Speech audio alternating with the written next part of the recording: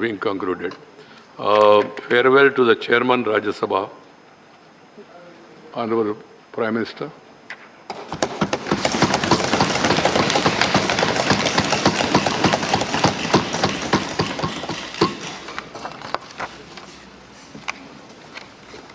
आदरणीय सभापति जी, आज हम सब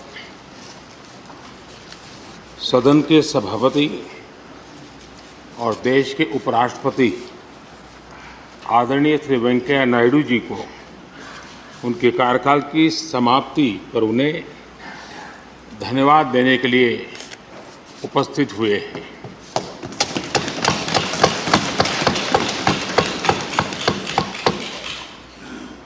ये इस सदन के लिए बहुत ही भावुक पल है। सदन के कितने ही ऐतिहासिक पल आपकी गरिमामय उपस्थिति से जुड़े हुए हैं। फिर भी अनेक बार आप कहते रहे हैं, I have retired from politics but not tired from public life. और इसलिए इस सदन को नेतृत्व देने की आपकी जिम्मेदारी भले ही पूरी हो रही हो, लेकिन आपके अनुभवों का लाभ भविष्य में सुदीर्घ काल तक देश को मिलता रहेगा।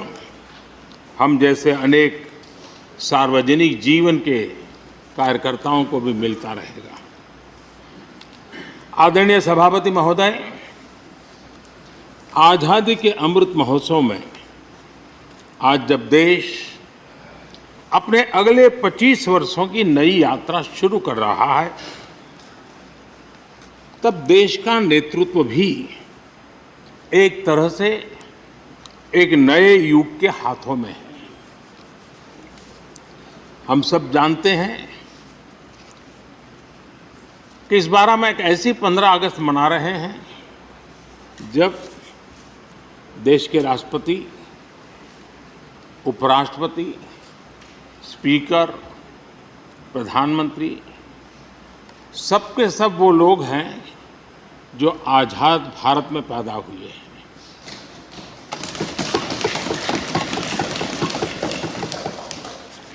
और सबके सब बहुत ही साधारण पृष्ठभूमि से आते हैं। मैं समझता हूं उसका अपना एक सांकेतिक महत्व है, साथ में देश के नए युग का एक प्रतीक भी है। आदरणीय सभापति महोदय, आप तो देश के एक ऐसे उपराष्ट्रपति हैं जिसने अपनी सभी भूमिकाओं में हमेशा युवाओं के लिए काम किया है। आपने सदन में भी हमेशा युवा सांसदों को आगे बढ़ाया, उन्हें प्रोत्साहन दिया। आप लगातार युवाओं के संवाद के लिए यूनिवर्सिटीज और इंस्टीट्यूशंस लगातार जाते रहे हैं। नई पीढ़ी के साथ आपका एक निरंतर कनेक्ट बना हुआ है और युवाओं को आपका मार्गदर्शन भी मिला है और युवा भी आपको मिलने के लिए हमेशा उत्सुक रहे हैं। इन सभी संस्थानों में आपकी लोकप्रियता भी बहुत रही है। मुझे बताया गया कि वाइस प्रेसिडेंट के रूप में आपने सदन के बाहर जो भाषण दिए, उनमें करीब 25% युवाओं के बीच में रहे हैं। ये भी अपने आप में एक बहुत बड़ी बात है। आदरणीय सभापति महोदय, व्यक्तिगत रूप से मेरा ये सौभाग्य रहा है कि मैंने बड़े निकट से आपको अलग अलग भूमिकाओं में देखा है। बहुत सारी आपकी भूमिका ऐसी भी रही जिसमें आपके साथ कंधे से कंधा मिलाकर कार्य करने का भी मुझे सौभाग्य मिला है। पार्टी कार्यकर्ता के रूप में आपकी वैचारिक प्रतिबद्धता रही हो, एक विधायक के रूप में आपका कामकाज हो, सांसद के रूप में सदन में आपकी सक्रियता हो, भारतीय जनता पार्टी के अध्यक्ष के रूप में आपका सांगठनिक कौशल्य और लीडरशिप की बात हो, कैबिनेट मंत्री के रूप में आपकी मेहनत, नवाचार का आपका प्रयास और उससे प्राप्त सफलताएं देश के लिए बहुत उपकारक रही है, या फिर उपराष्ट्रपति और सदन में के सभापति के रूप में आपकी गरिमा और आपकी निष्ठा। मैंने आपको अलग अलग जिम्मेदारियों में बड़े लगन से काम करते हुए देखा है। आपने कभी भी किसी भी काम को बोझ नहीं माना। आपने हर काम में नए प्राण फूंकने का प्रयास किया है। आपका जज्बा, आपकी ये लगन हम लोगों ने निरंतर देखी है। मैं इस सदन के जरिए प्रत्येक माननीय सांसद और देश के हर युवा से कहना चाहूंगा कि वो समाज, देश और लोकतंत्र के बारे में आपसे बहुत कुछ सीख सकते हैं।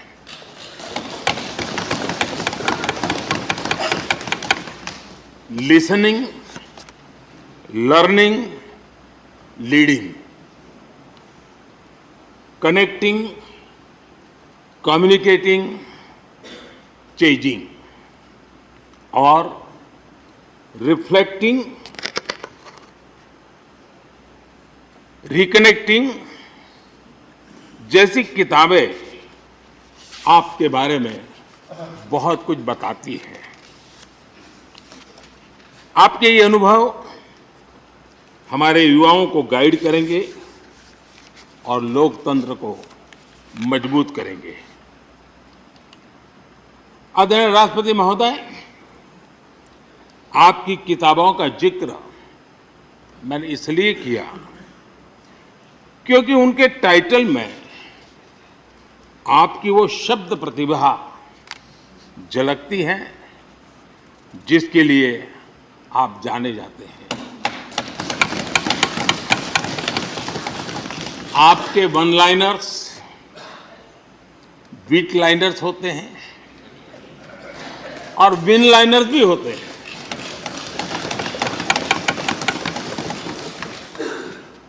यानी उसके बाद कुछ और कहने की जरूरत ही नहीं रह जाती। Your each word is heard, preferred and reward and never countered.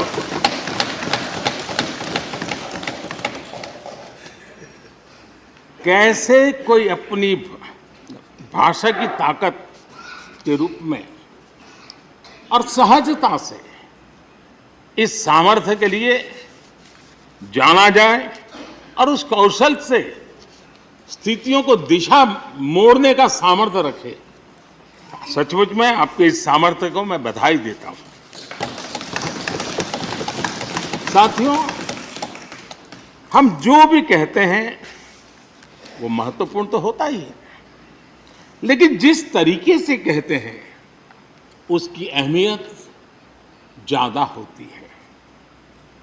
किसी भी संवाद की सफलता का पैमाना यही है कि उसका गहरा इम्पैक्ट हो, लोग उसे याद रखें और जो भी कहें उसके बारे में लोग सोचने के लिए मजबूर हो। अभिव्यक्ति की इस कला में वेंकैया जी की दक्षता, उस बात से हम सदन में भी और सदन के बाहर देश के सभी लोग भली भांति परिचित हैं। आपकी अभिव्यक्ति का अंदाज जितना बेबाक है उतना ही बेजोड़ भी है। आपकी बातों में गहराई भी होती है, गंभीरता भी होती है, वाणी में बीट भी होता है और वेट भी होता है, वार्मथ भी होता है और विजडम भी होता है। संवाद का आपका तरीका ऐसे ही किसी बात के मर्म को छू जाता है और सुनने में मधुर भी लगता है। आदरणीय सभापति महोदय, आपने दक्षिण में छात्र राजनीति करते हुए अपना राजनीतिक सफर शुरू किया था। तब लोग कहते थे कि जिस विचारधारा से आप जुड़े थे उसका और उस पार्टी का निकट भविष्य में तो दक्षिण में कोई सामर्थ्य नजर नहीं आता है, लेकिन आप एक सामान्य विद्यार्थी कार्यकर्ता से यात्रा शुरू करके और दक्षिण भारत से आते हुए उस पार्टी के राष्ट्रीय अध्यक्ष के शीर्ष पद तक पहुंचे।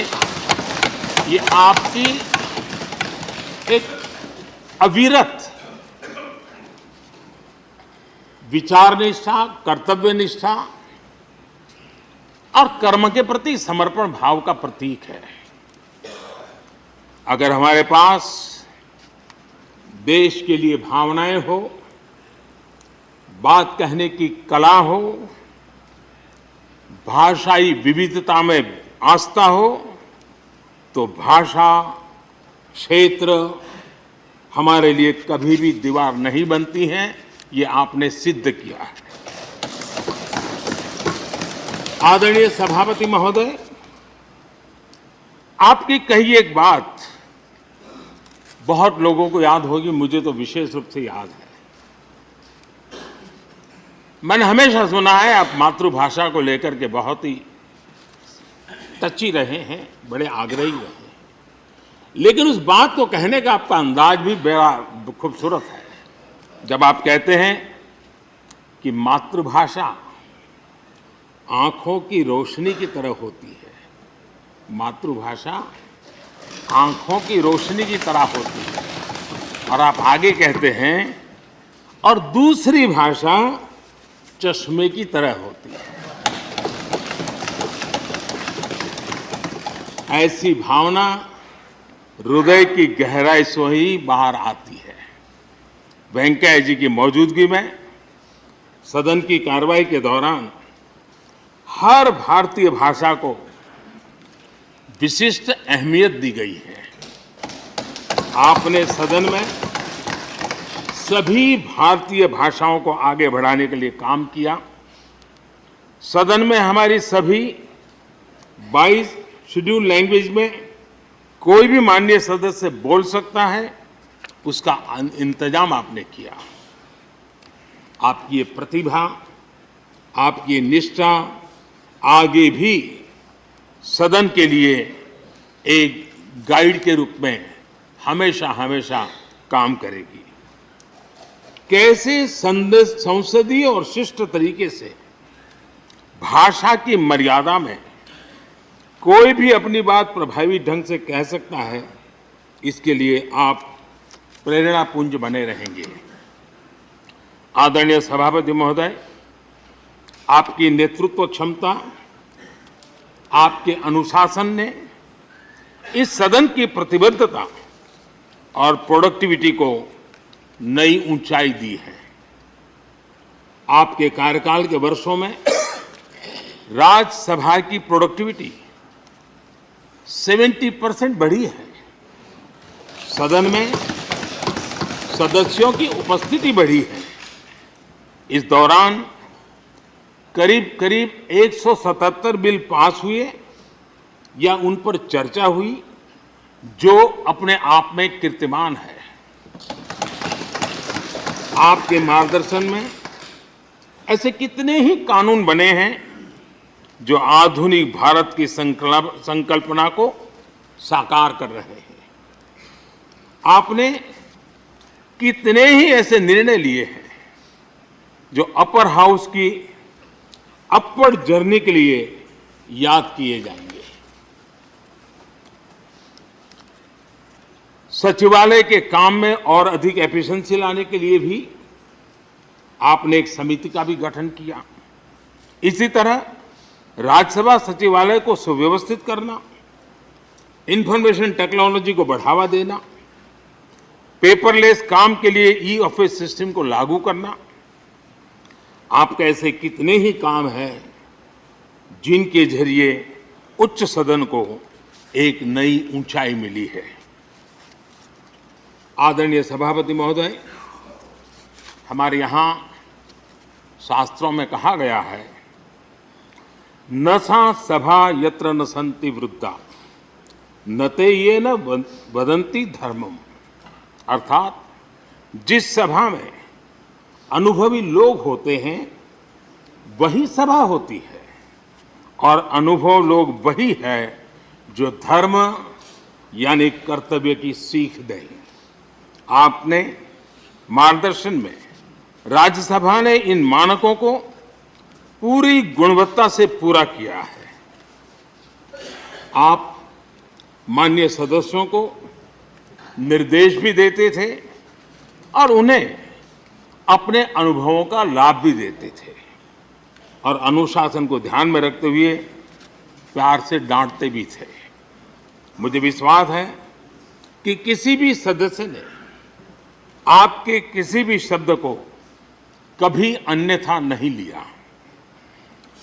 ये पूंजी तब पैदा होती है जब व्यक्तिगत जीवन में आप उन आदर्शों और मानकों का पालन करते हैं। आपने हमेशा इस बात पर बल दिया कि संसद में व्यवधान एक सीमा के बाद सदन की अवमानना के बराबर होता है। मैं आपके इन मानकों में लोकतंत्र की परिपक्वता को देखता हूं। पहले समझा जाता था कि अगर सदन में चर्चा के दौरान शोरगुल होने लगे तो कार्यवाही को स्थगित कर दिया जाता है, लेकिन आपने संवाद, संपर्क और समन्वय के जरिए न सिर्फ सदन को संचालित किया बल्कि उसे प्रोडक्टिव भी बनाया। सदन की कार्यवाही के दौरान जब सदस्यों के बीच कभी टकराव की परिस्थिति पैदा होती थी तो आपसे बार बार सुनने को मिलता था, let the government propose, let the opposition oppose and let the house dispose. इस सदन को दूसरे सदन से आए विधेयकों पर निश्चित रूप से सहमति या असहमति का अधिकार है। यह सदन उन्हें पास कर सकता है, रिजेक्ट कर सकता है या अमेंड कर सकता है, पर उन्हें रोकने की, बाधित करने की परिकल्पना हमारे लोकतंत्र में नहीं है। आदरणीय सभापति महोदय, हमारी तमाम सहमतियों और असहमतियों के बावजूद आज आपको विदाई देने के लिए सदन के सभी सदस्य एक साथ उपस्थित हैं। यही हमारे लोकतंत्र की खूबसूरती है। ये आपके लिए इस सदन के सम्मान का उदाहरण है। मैं आशा करता हूं कि आपके कार्य, आपके अनुभव आगे सभी सदस्यों को जरूर प्रेरणा देंगे। अपने विशिष्ट तरीके से आपने सदन चलाने के लिए ऐसे मानदंड स्थापित किए हैं जो आगे इस पद पर आसीन होने वालों को प्रेरित करते रहेंगे। जो लेगेसी आपने स्थापित की है, राज्यसभा उसका अनुसरण करेगी, देश के प्रति अपने जवाबदेही के अनुसार कार्य करेगी। इसी विश्वास के साथ आपको पूरे सदन की तरफ से, मेरी तरफ से अनेक अनेक शुभकामनाएं देता हूं और आपने देश के लिए जो कुछ भी किया है, इस सदन के लिए जो कुछ भी किया है, इसके लिए सबकी तरफ से ऋण स्वीकार करते हुए मैं आपका धन्यवाद करता हूं। बहुत बहुत शुभकामनाएं। धन्यवाद प्रधानमंत्री जी। श्री मल्लिकार्जुन खड़गे जी, लीडर ऑफ अपोजिशन।